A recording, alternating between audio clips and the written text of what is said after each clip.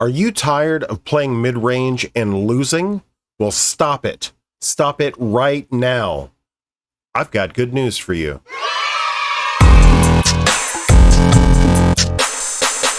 If you like what we do here, be sure to like and subscribe. Even support us on Patreon. Now let's go.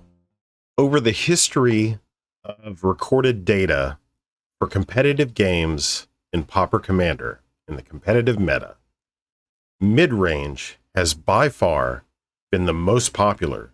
Just in the last year, it has represented 37.3 of the registered percent of the registered decks for the recorded meta, both online and in person. I don't have the exact numbers for its number of wins, but it has a negative performance rate over that representation.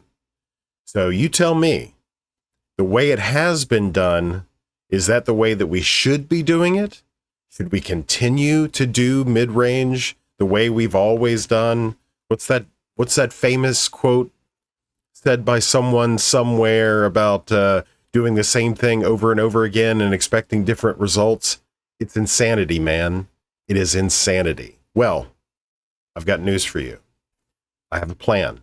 I've spent the last month analyzing, building, brewing, going through the numbers, doing some play testing, all of that, so I can bring that to you, so you can now win playing mid-range.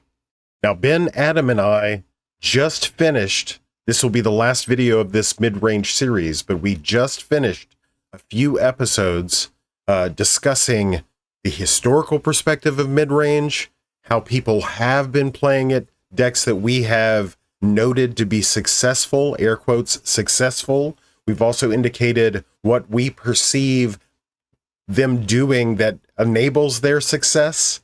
So if you are interested in that, I highly suggest you go back and watch that. But we're going to push forward. We're going to get to the new proactive mid-range theory.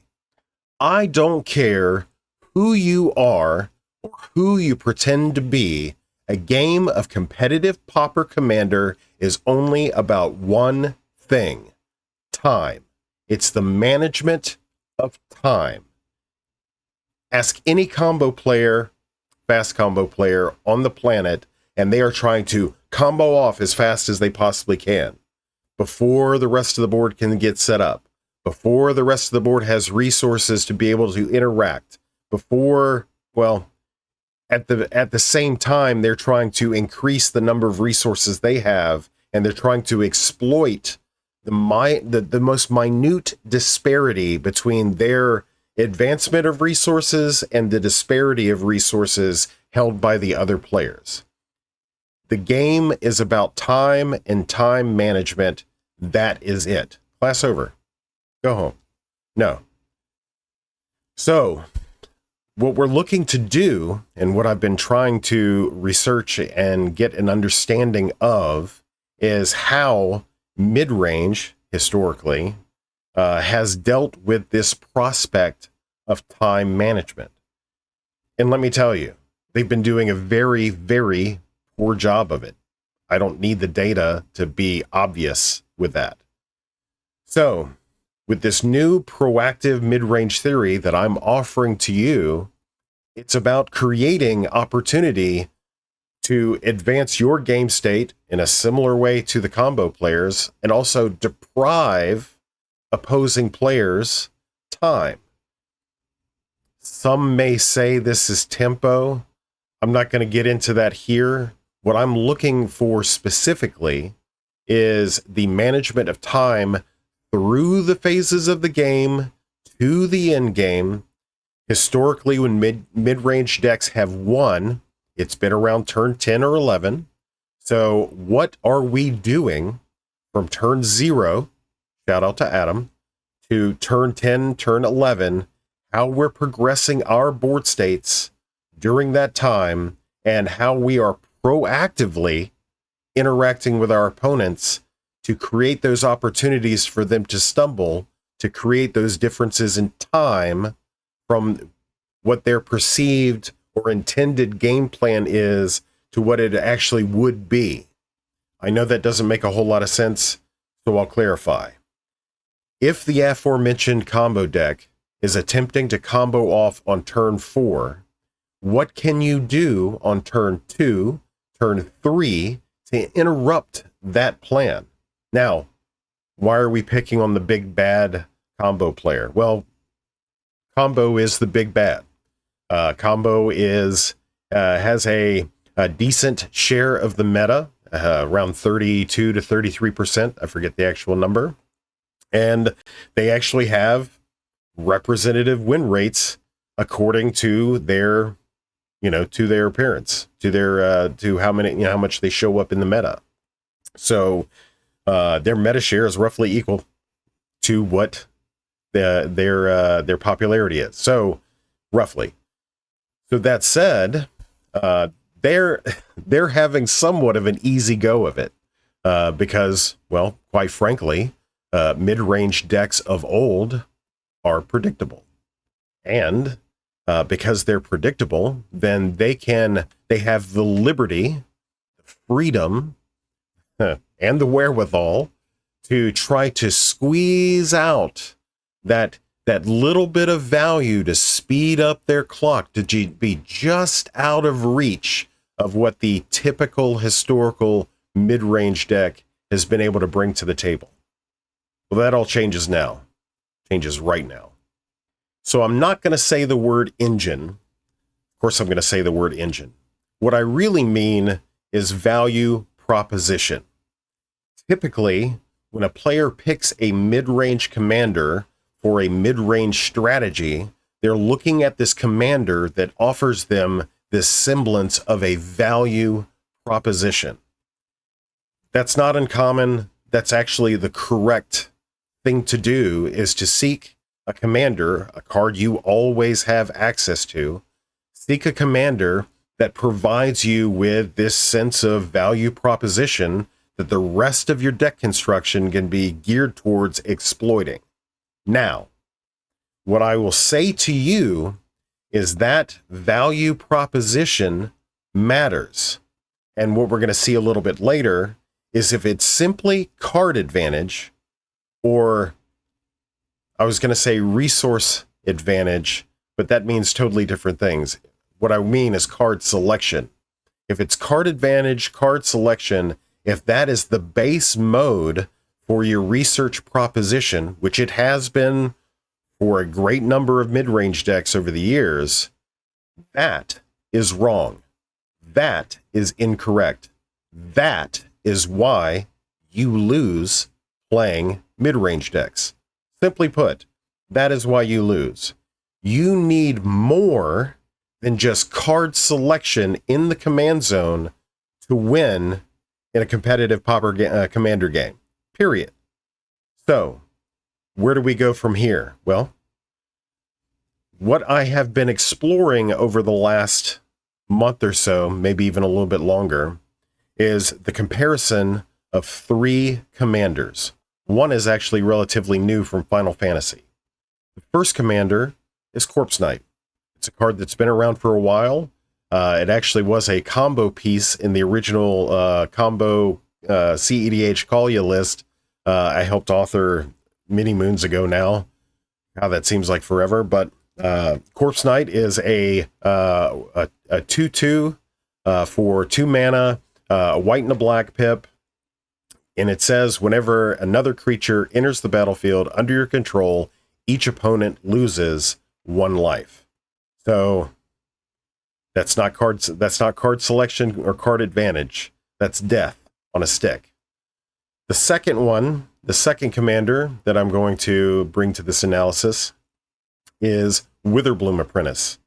Another OG commander. OG Apprentice. Witherbloom Apprentice is another 2/2 creature. You're going to notice a theme here. For 2 mana, it's Golgari for black and a green, and it says it has Magecraft. It says whenever you cast or copy an instant or sorcery spell, each opponent loses 1 life and you gain 1 life. So It'd be better if it was templated something similar to extort, but I digress. This is where we're at. So the third one, and I gotta look this up. So the third one, because I always forget the second part. Rydia, a summoner of mist. So it's a new Final Fantasy eligible commander. It is also a small creature, 1/2 for 2 mana, a green and a red, and it says landfall. Whenever a land you control enters, you may discard a card. If you do, draw a card. Then it has a second ability on it, which is kind of whatever, but here it is. It says summon. You pay X, tap it, return target saga card with mana value X from your graveyard to the battlefield with a finality counter on it. It gains haste until the end of turn. Activate only as a sorcery. So the idea here is I wanted to explore 3 distinct commanders, all 2 mana, mostly for the ease of comparison. If I'm getting out one commander on turn 2 and another commander on turn 3 and another on turn 4, it doesn't make for somewhat of an equivalent comparison. So you'll have to forgive me, but the point is still valid. There's another critical component to this analysis as well. The first deck, Corpse Knight, plays Heir Apparents. I know. Expensive, untested, however you want to call that. The second and third, Rydia and Witherbloom, both play Slime Against Humanity. I know. Expensive, untested. I know. So when you provide an examination, a scientific analysis of something, it's important that you kind of streamline the variables as much as you can to eliminate any kind of potential bias. Now, I know some things are necessarily built in. Heir Apparents, which I'll probably put something on the screen for you. Heir Apparent is a 2 mana creature that whenever it enters, it says create a bunny token, a 1/1 bunny token for each other Heir Apparent that you have on the battlefield. So you get nothing for the first Heir Apparent. When you cast the second Heir Apparent, it sees the other Heir Apparent, the first one, and then gives you a 1/1 bunny token. You can see how that can kind of get out of control with Corpse Knight. Now, that is a go wide strategy. It's important that we look at it from that concept. The other 2 are go tall strategies. Slimes are 3 mana spells. So they're sorceries that state, and I'll put another picture on the screen for you, because I'm not going to get all the wording correct. States that essentially you create a 2/2 ooze token that has it's not even a 2/2. It starts out as 0/0, but then it gets 2 counters plus however many counters, counting the number of Slime Against Humanities in the graveyard and in exile. So it counts everything across zones. You've got the picture in front of you. I know I botched it. It's neither here nor there. The math is still sound. So from here, what I wanted to do is I wanted to create a baseline, so that way we'd have a lot of apples to apples and oranges to oranges, similar things that we can compare to one another. So in the description of this video, I have a link to both the methodology and the report of the analysis of the output that I conducted for this particular experiment. You can look at all that, down below. Okay. So let's get back to this concept of time. This concept of time is critical because if we've already established that the fast combo decks are trying to wholly occupy this early game, turns generally 1 through 4, this is the space that they want to occupy. Now, they are counting. I am a dirty, nasty combo player. I've won and top forward using combo decks. If you don't believe me, then I don't know who you're going to believe. I'm notorious for playing weavers within the community. But it's my goal to try to win as fast as possible. Everything about my weavers deck is geared towards securing that early win, because I'm trying to get underneath the opportunity of the other decks to have resources available. Now, that's kind of I don't want to say misnomer, that's the wrong term, but you know what I mean when I say that. It's inappropriate, and I'll tell you why. If everyone is playing a land per turn, and we get to turn 4, how many lands do they have? 4. So by turn 4, if they did nothing else, they could hard cast a snuff out. Think about that. I know it sounds a little ridiculous, but still, think about that. They could have spot removal ready to go. Some of the most premier spot removal that we have in the meta, snuff out, they could hard cast it on turn 4 if they did nothing else. Now, you're going to say, Clay, that's not the name of the game. The combo player is putting out, in the case of Simic combo, putting out Landoras and Untappers and things of that nature. Yes, they are.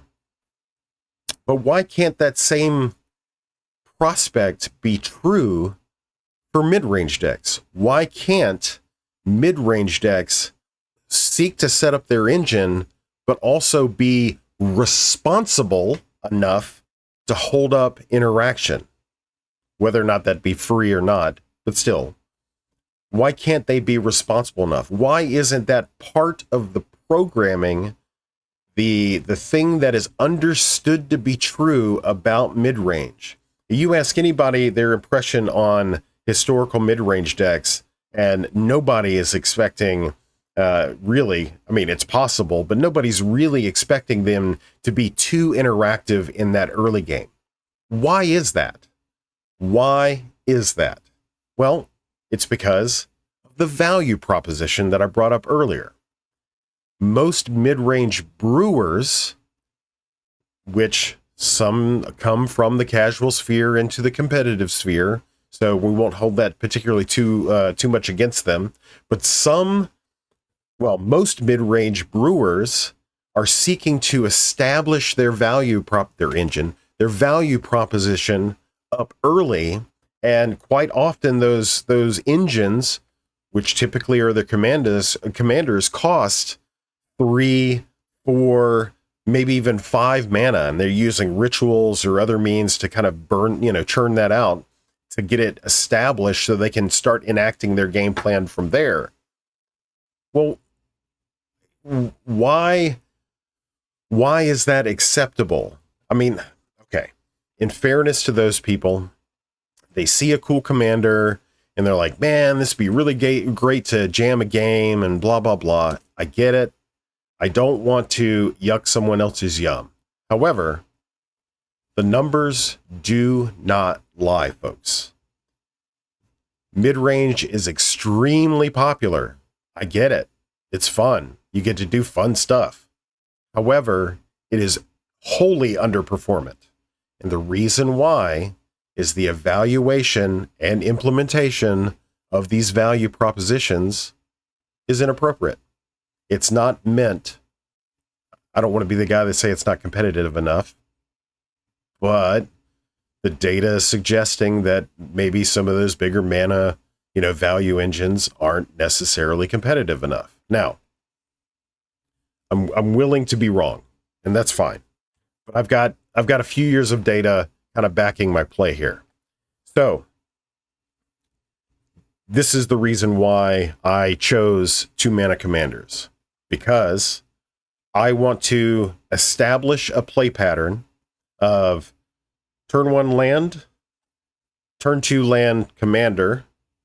Turn 3, we're in business. We're on the arc and we are moving. So while it's possible that someone can combo on turn 2, while it's possible that someone can combo that early, it's largely unheard of that you'll see someone combo on turn 2. That said, turn 1, turn 2, pretty much fair game. You can do all the things that you want to do. You can start setting up your game plan, your board state, all of that stuff. It's free real estate. Now, once we get access to different commanders or rituals or what have you, that may change. I'm willing to accept that. However, right now, turn 1, turn 2, fairly safe. Now, when you get into turn 3, danger zone. That spidey sense should be tingling. Danger zone. So if we play a 2-mana commander as our value proposition for our mid-range list, now we are at that peak moment where we have our value proposition established and we have removal in hand plus resources available to meaningfully interact. Now, that said, do I expect that a singular mid-range player with one removal spell to be the savior of the day 100% of the time? No. That's not what I'm saying. What I'm saying is you're providing a hurdle where there previously was 0 hurdles, and what you're doing is creating an expectation against fast decks that, I don't have this time anymore.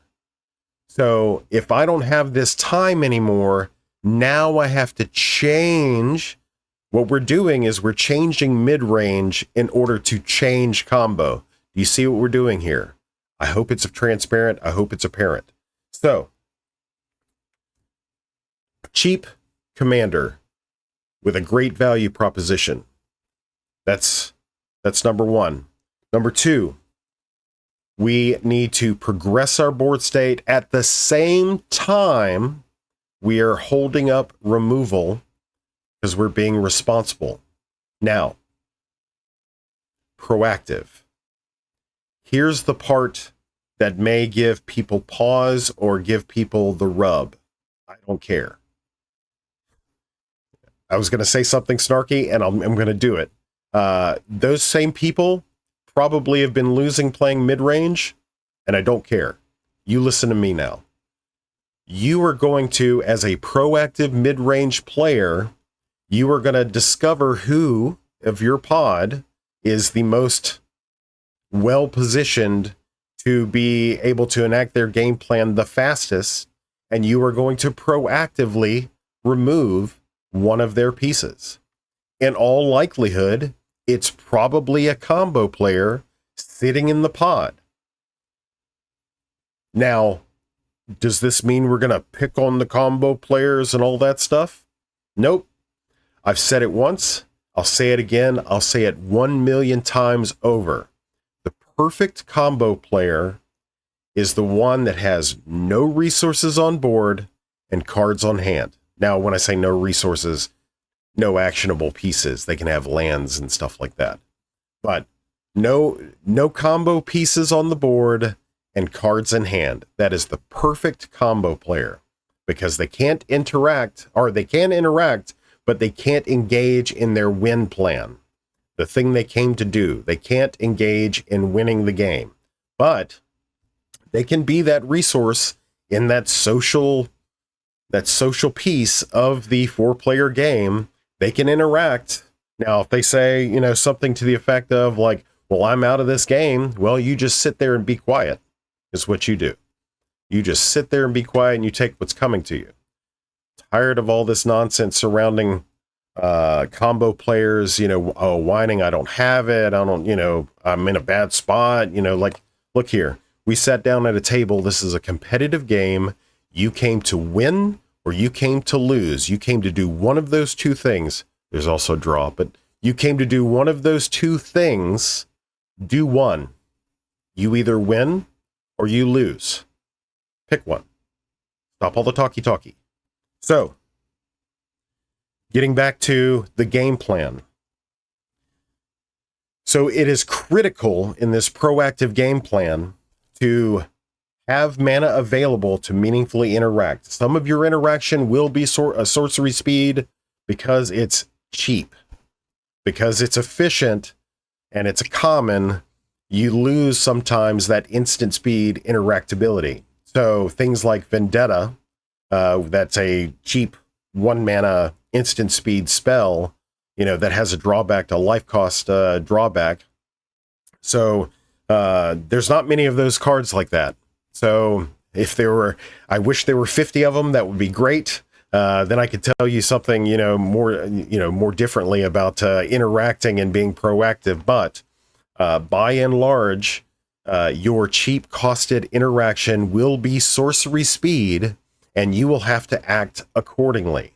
So you are going to have to intentionally use your Flame Rift on your turn. Oh no. And you're going to have to remove that land untapper or whatever else is the threat at the time. Typically early game, it's going to be a land untapper. Now, I need to cover something really quick, and this is critical. Here recently, our boys, over at Common Sense, Bobby and House put out a video. It's basically a combo primer for all the various combo decks within the meta. Very excellent video. I don't have any disagreements with 99.9% of what they said, except for one thing. So what they're doing as combo players is they're describing a scenario for new players on when to interact with combo players.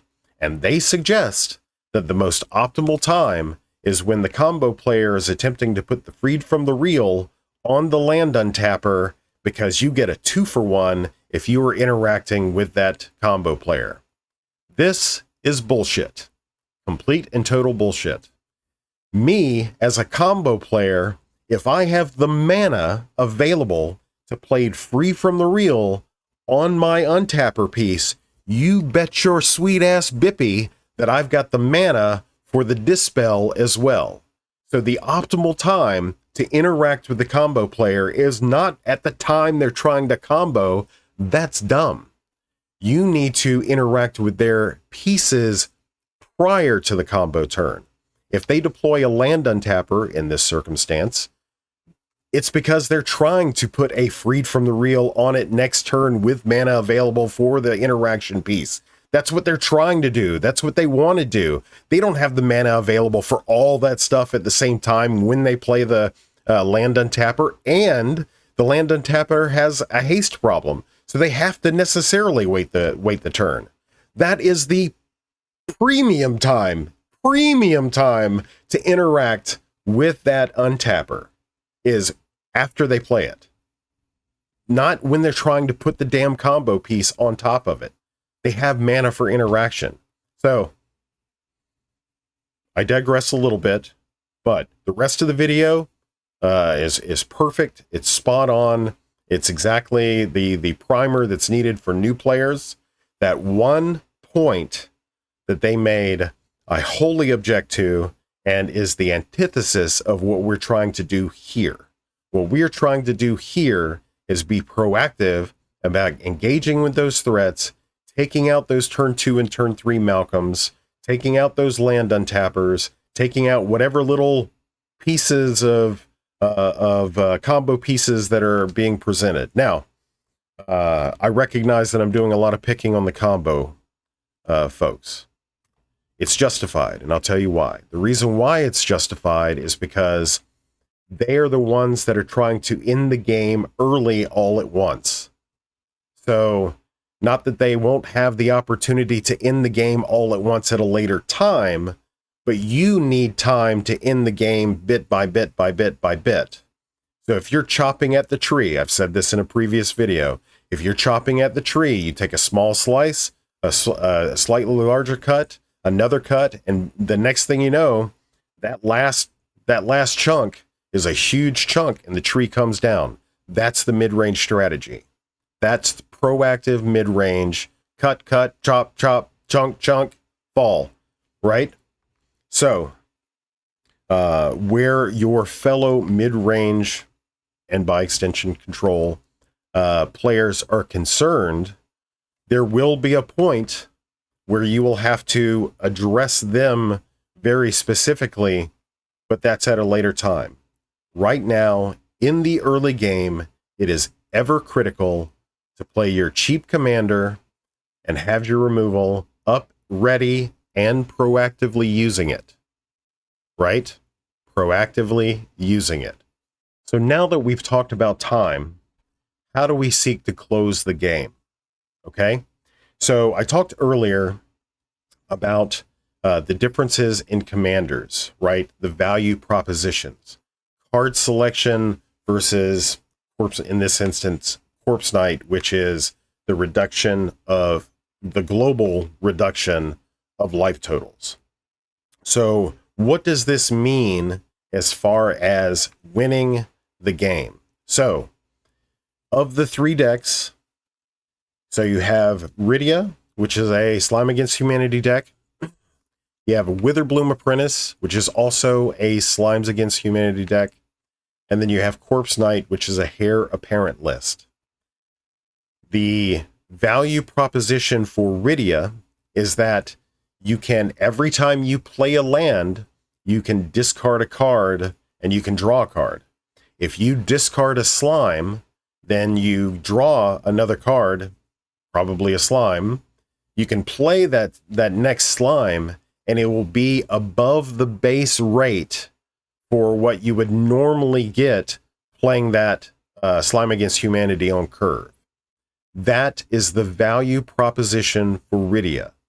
Now, if that sounds simplistic, it's because it is. And if you're asking yourself as a secondary question, how does that win the game? Well,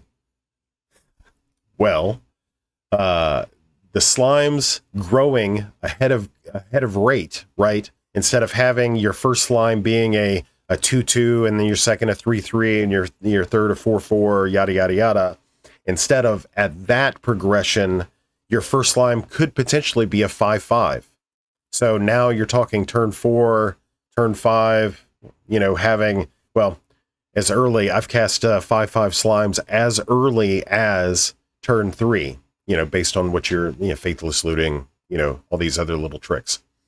So you could have a fairly large creature really quickly playing Rydia because of the looting effect, that value proposition stapled onto that commander. Now, what that does is that puts the burden of the win solely on the shoulders of the slimes. Now, the way that we compensate for that, of course, the deck list link is in the description. Go check it out for yourselves. The way we compensate for that is a lot of our removal suite also functions as burn. So any target. So now, as you're chunking away with those trample oozes, you're able to affect burn damage, in specific places. And there's also 2 spells. Now, as we develop this list moving forward and add more cards and do more research on the deck list itself, Ram Through and Fling are going to be the types of spells that we are looking for to do really huge chunk damage to players using the slimes. Right now, there's only the 2, but as cards get spoiled, as I find more cards, because I'm not an encyclopedia of Scryfall. I mean, I built the JSON, but that's for the computer to do and not for me to memorize. So I'm old, leave me alone. So as we employ more of those types of spells in Rydia, now I'm introducing another concept to you, a diversification of threats. So for Rydia, as a baseline, slime attackers, burn to the face, and then hopefully, as cards get printed, we have the fling style effects, ram through style effects that get to kind of take chunks out of players. Now, I would consider Rydia to be the manifestation, the average manifestation of what you would see in a typical mid-range list.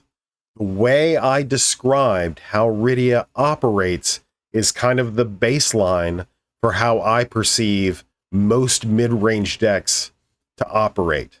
You have these creatures that are dealing combat damage. Usually they're evasive, trample, flying, etc. And then you have these opportunities to take a piece, take a piece, take a piece. Now, what these decks do really well is they assassinate a singular player. So once you start focusing on a player, I don't suggest this tactic, but once you start focusing on a player, you can really kind of take down that player, and they do that. These types of decks do that really good, really well, really good. Do that really well.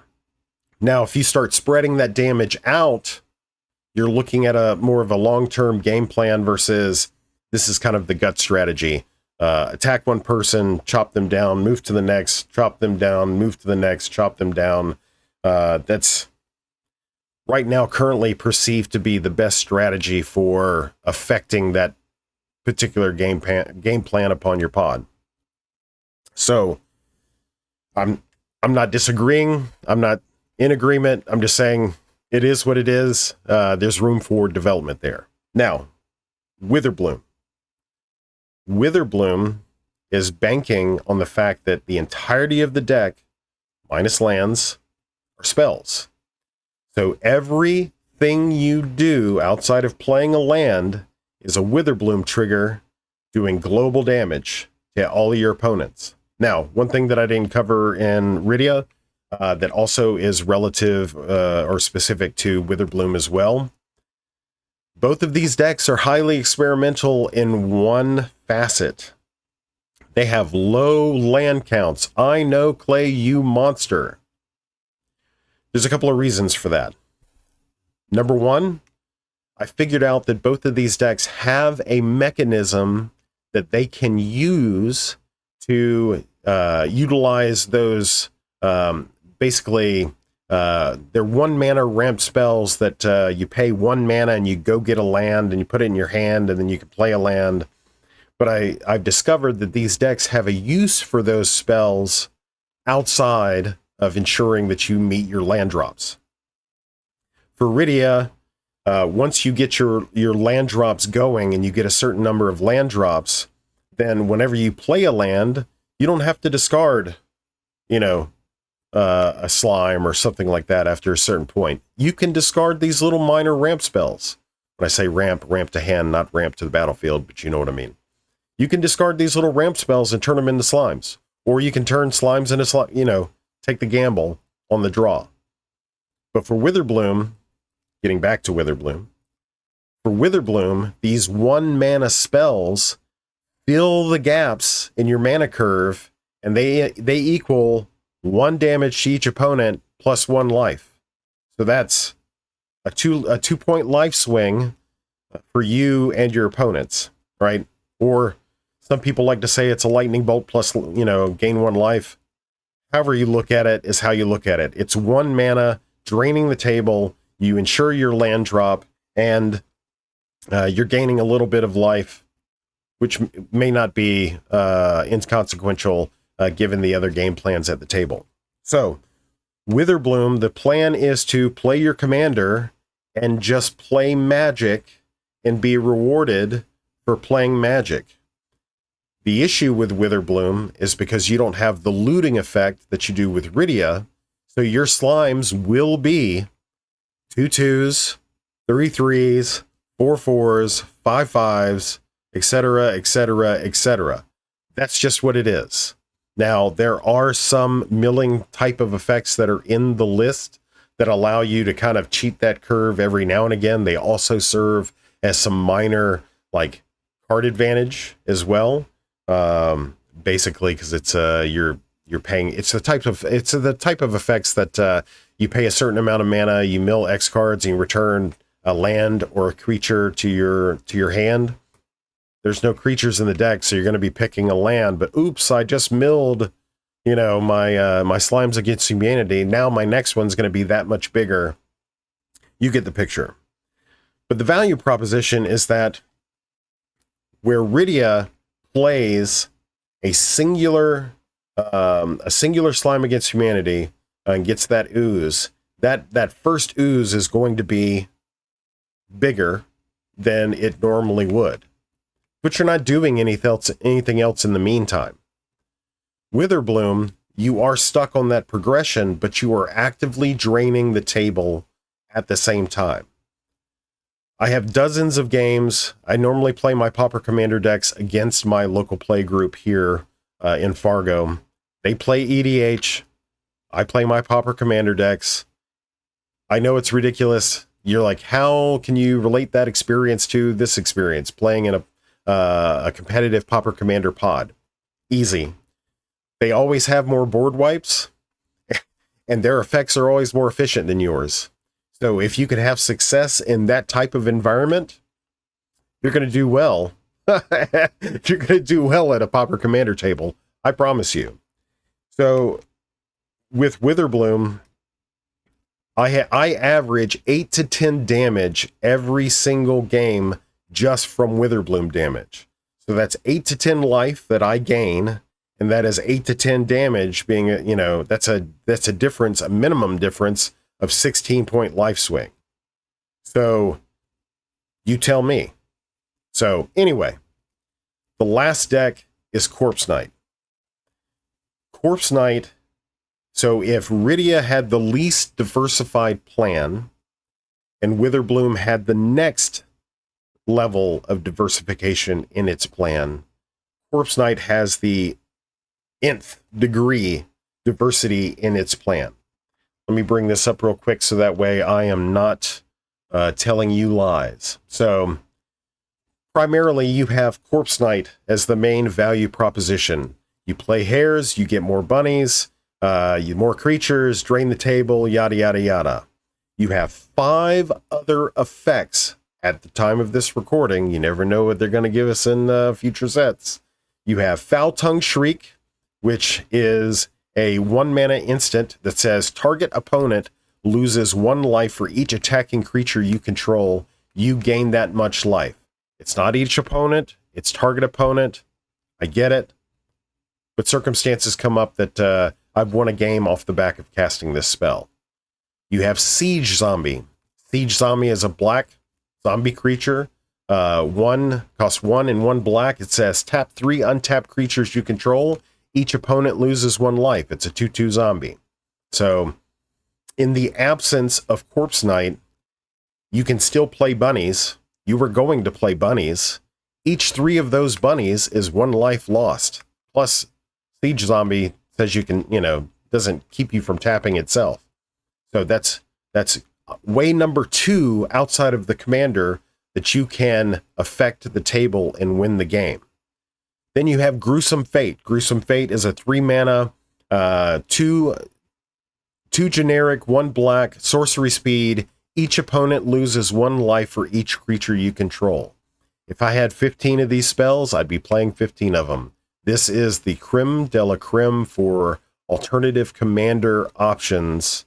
When I say alternative commander options, alternative strategies within the deck that kind of replace or bolster what the commander is doing. If I had 15, I'd play 15. It is universal damage for 3 mana.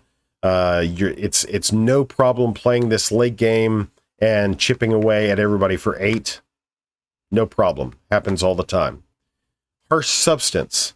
It's a 3-mana Orzhov, 1 generic, 1 white, 1 black, instant speed. Harsh Substance deals X damage to target creature or player, and you gain X life, where X is the number of creatures you control. So it's a 3-mana version, effectively, for Foul Tongue Shriek that doesn't require the creatures to be attacking. And then finally, you have Mirkwood Bats. Everybody knows what Mirkwood Bats does, but I'll explain it. It's a 4-mana, 3 and a black creature bat that has flying. It says whenever you create or sacrifice a token, each opponent loses life. What's important is that most of your removal spells in this deck specifically ask you to sacrifice a bunny. You're going to have plenty of them. It's cheap and efficient removal for 1 mana at sorcery speed, but pay 1 mana, sacrifice a bunny, destroy or exile something, and then everybody takes 1 damage. We're stacking all of these components on top of each other to increase the load of our value proposition. So this is why I have ranked, if we had a tier list, if we had a tier list of these particular commanders as I've listed them, Corpse Knight is a tier 1, Witherbloom Apprentice is tier 2, and then Rydia, Summoner of Mist, is tier 3, in that order.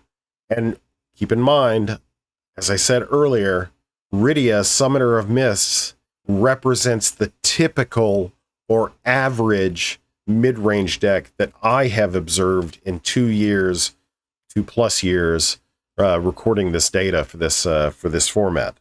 So when I evaluate, I'm doing it on the scope of time, on the basis of time, and Rydia takes more time to set up, more time to win. Witherbloom takes a little bit less time to set up, a little bit less time to win, and then Corpse Knight takes even less time to set up and less time to win. Now, let's talk about the deck tech for Corpse Knight. Okay, so what I've done, and I've set up my battlefield here. I've taken a 7 starting hand of 7. I like it, and I've arranged it in such a way to demonstrate to you what the play patterns for this deck, and potentially, knock on some wood, the most optimal expression of what this deck can do. Okay, so as you can see, I have 3 Heir Apparents in my opening hand. I have a Jolted Awake, which is a recursion spell. I have a Eaten Alive, and I have 2 lands. One comes into play a tapped duel. Now, we're going to set these off to the side. We're going to play through. Okay, so turn 1, I draw a card. It's a land. Put my tap land into play. Turn 1, free. I can do whatever I want. Free. Move to turn 2. Okay, it's another Heir Apparent. Okay, so we are going to play a Plains, and we are going to deploy our value proposition, Corpse Knight. Now, it's turn 2. It's free, baby. All right, moving into turn 3. Uh-oh. You know, what could be happening? Now, I draw my card. It is a Swamp. Now, looking at my hand, I've got mostly white cards, so what I'm going to do is I'm going to play my Plains. I'm going to cast a Heir Apparent. This triggers. That's 1 damage to everybody at the table. Let's find a way to keep track of that. There you go. That's 1 damage to the table. Now, we have a crossroads. So we have this Eaten Alive here that requires, for the low price of 1 mana, 1 black mana, to sacrifice a creature that we have. Now, do we do it? Do we not do it? Okay, so that's something to think about. In this proactive circumstance, if there was a land untapper, a Malcolm, any other combo piece, maybe even a what's that new Kira Goldkeeper, if somebody was able to ritual that out really quickly, yes, then I'm going to use that. But this is the point that I'm trying to illustrate, is that on turn 3, the value proposition is out, and I have a way to use this cheap, efficient removal. Yes, you have to sacrifice a creature. Get over yourself. But, so we have that. We're just going to progress. Move to turn 4. Draw. Okay. We've got one of those big bolster spells, Harsh Sustenance. So what we're going to do is we're going to play a land. Now, once again, what's the board state like? Do we have bad people doing bad things, at the table? If so, what we're going to do is we're going to cast a Heir Apparent. So that's a trigger plus a trigger. That's 3 damage. So here we are on turn 4. We've done 3 damage to the table, and we're going to, we're going to utilize our rabbit. We're going to destroy the big bad mean thing over there on the other side of the table. Because, we can and we should. Okay, so we have 1 mana left. Really nothing to, jolt awake. So we're just going to progress to turn 5. Draw a card. Ooh, look at that. It's a Heir Apparent. Okay. Now, presumably, because we did this proactive interaction here, there's a less of a likelihood. Let's say you're in a situation where it's yourself, another mid-range deck, and 2 combo decks. You likely interacted with the one who deployed first. So this is an opportunity to talk to your buddy, the other mid-range deck, or the other combo deck, and say, look, I did the responsible player thing. What you got? Are you in this? Are you a responsible player too? You looking out for Buddy over there? Is Buddy going to be able to go off? That sort of thing. These are conversations that you can have. They don't have to know that you don't have any removal. That's just a circumstance of this hand that we have right here. But that said, that's a conversation you might want to have. Now that said, we have the opportunity, and probably should be doing, to deploy 2 rabbits. Now, let me do one at a time. So, 1 comes in, checks the other 2, 2 tokens, 3 damage. So now, here we are, turn 5. We've done 6 damage to the table. We also have the option to do some combating if the way is clear. Now, this is the point that I want to stress to you, that for this deck, the Heir Apparent list that I have built is not necessarily primarily a combat-based deck. You can do combat, but its primary focus is not to engage in combat. If you were, that's another commander, Elias Silcor. That's a combat deck. Corpse Knight, Heir Apparents is not primarily a combat deck. But if you have the openings, which you just may, you might attack into that combo player that the other combo player that you didn't destroy their stuff. So now you're destroying stuff on one person's board and attacking into the other person's board. That's an option. Okay. So now we move into turn 6. Arrange my stuff. Draw a card. Hey, look at that. So many Heir Apparents. Okay. So at this time, we're at turn 6. It's possible that someone had destroyed your commander. So you have the opportunity, if somebody destroys your commander, that for 1 low mana, to get your commander back into play. That's an option. If that were the case, that's going to stop you from playing 2 bunnies, but you're going to be able to play 1 bunny. 1 bunny is going to do 4 damage to the total of the table.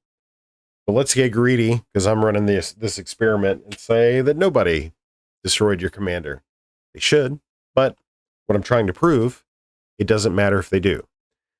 So these are from last turn.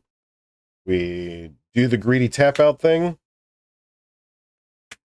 because we're all about killing the table. Okay, 1, 2, 3, 4. 1, 2, 3. So that's 10 total damage. And then the second one, so 5. 1, 2, 3, 4, 5. So now we're at 15. Okay. We can stop here. This is turn 6. So, or is this turn 7? I can't remember. I think it's turn 6. Possibly turn 7. Either way, turn 6, turn 7. We've done 15 global damage to the table.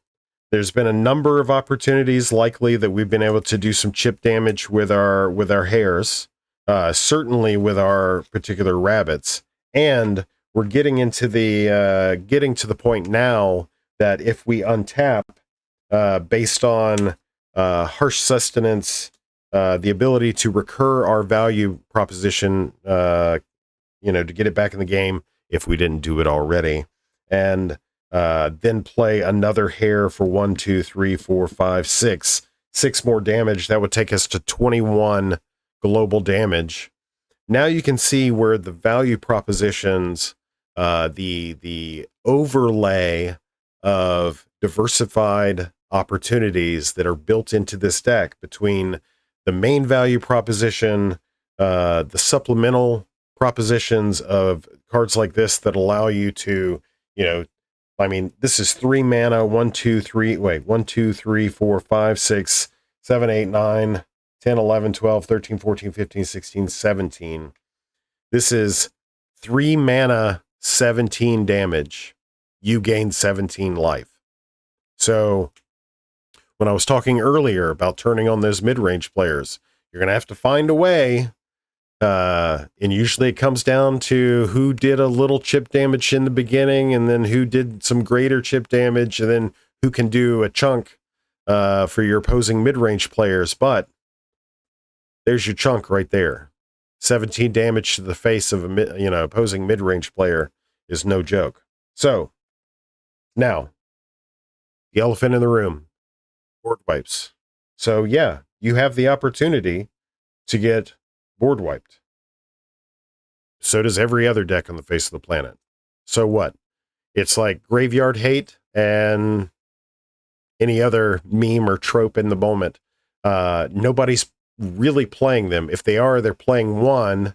And if they're spending all their time digging to their board wipe, well, that's a win for you. So really quickly, I'm just going to show you hair, snuff out, hair, bone shards. So we have one draw spell. The draw spells in this deck are limited. The reason why is because we want to play cards that get us into the business of doing things, proactive. That's what we want to do. We want to employ threats. And that's the way this deck is set up. The sparing card advantage, card selection that's in here is to get you through land pockets, or just to give you that little bump, right? A little bit extra. So this is basically how the deck operates. You can see that Corpse Knight, the commander, just like every other Pauper Commander deck on the face of the planet, it's built into this strategy.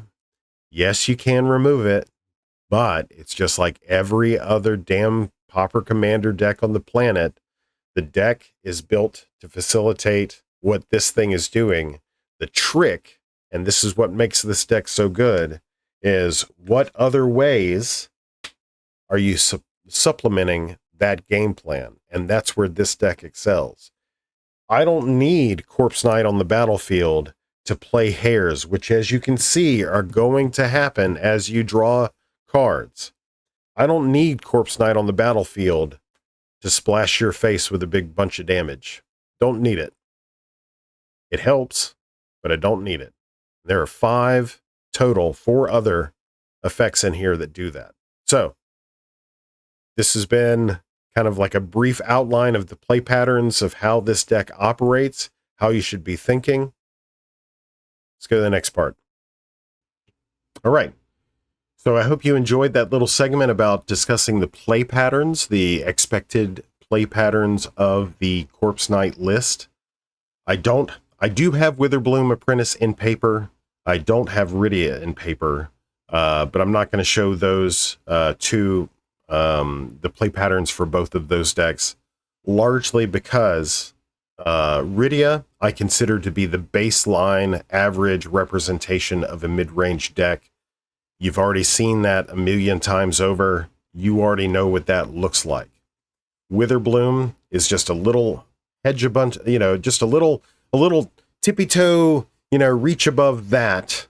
And quite affirmatively, you play a land, you play Witherbloom, and you just cast spells in succession and count down for your opponent's life total as you make slime tokens. that's not a very fascinating way. I do suggest that if you pick up either the Witherbloom or Rydia list, the optimal hands are thus: one forest, one basic land search spell for 1 mana, preferably 1 removal spell, and then the rest can be whatever it is. If you have that combination of cards, then you will play a forest. You'll then search for the other color that you need in that deck. Red for Rydia, and then black for Witherbloom. You'll get that land in your hand turn 2. You'll, play the land and then cast your commander. And then from there, it's just a series of get lands. Now, if you have more than 1 search, spell in your hand, great. If not, it'll work out. I've designed it to work out. I promised you it will work out. So, yeah, that's effectively the play patterns for those 2 decks. They are Rydia's like easy mode, as long as you're the most difficult part about Rydia. Well, the 2 most difficult parts about Rydia are what to discard when you're discarding on the loot, and who to attack. So those are your 2, primary obstacles for that. Witherbloom's a little bit different. It has probably the most removal. So it's probably venturing more into control, but the problem with labeling it that is we're being proactive about our removal, so it's not a control-y game plan, it's a proactive mid-range game plan. Anyway, so all of these deck lists are in the description. I am hopeful that I have made it crystal clear about what our expectations are regarding mid-range moving forward.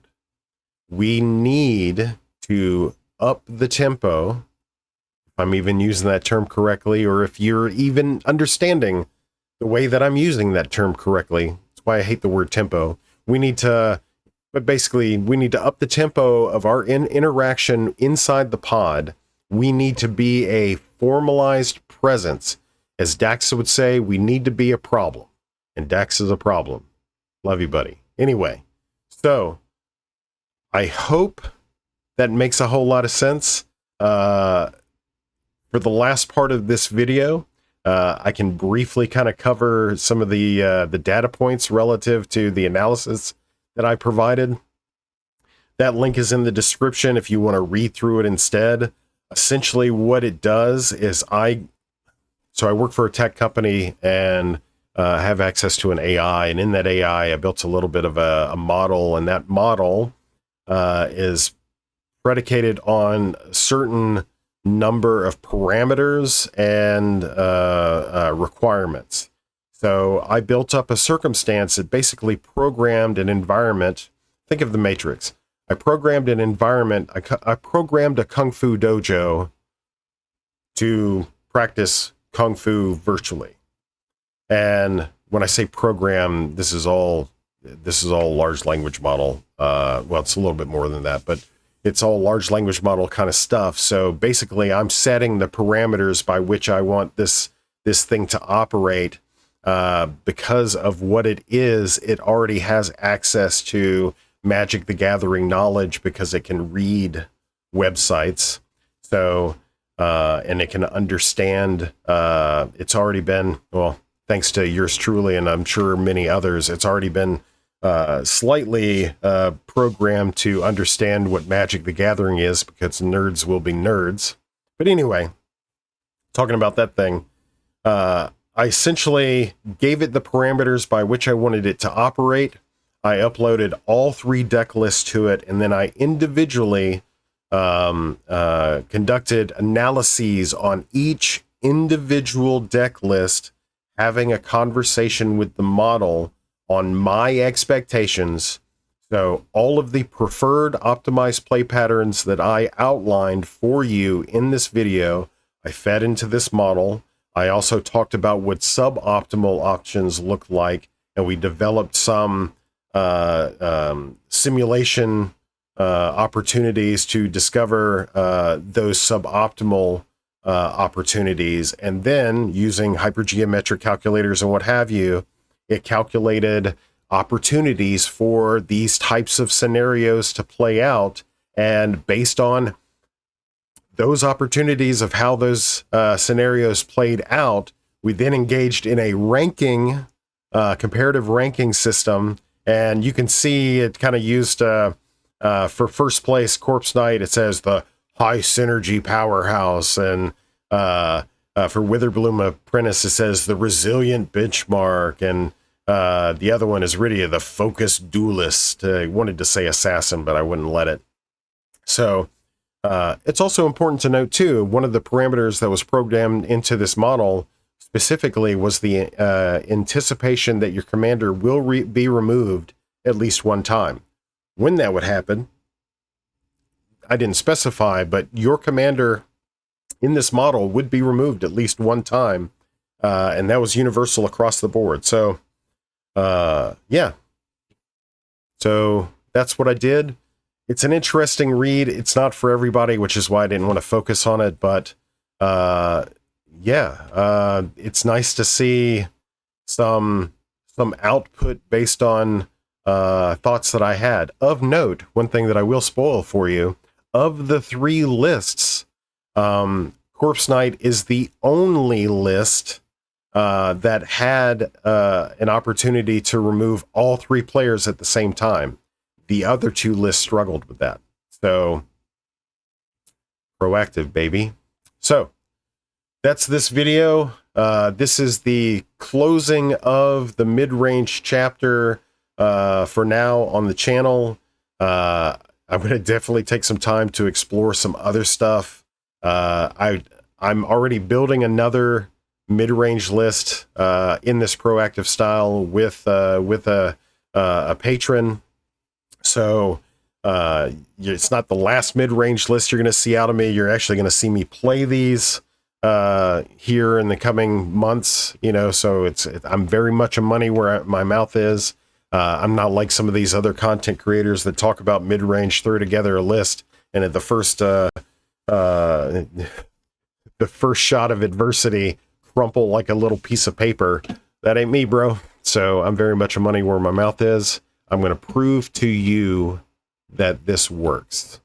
Honestly, in retrospect, had I not been cheated in the Sanctuary 9 tournament, you know, if you know, you know, I probably would have made it to top 4 with one of these, with this Corpse Knight list. So, how about that? Jesus. All right. We're going to square this away. If you have any questions, comments, concerns, by all means, reach out. Come over to the Guide Discord. Ask us there. We'll talk to you soon. Peace.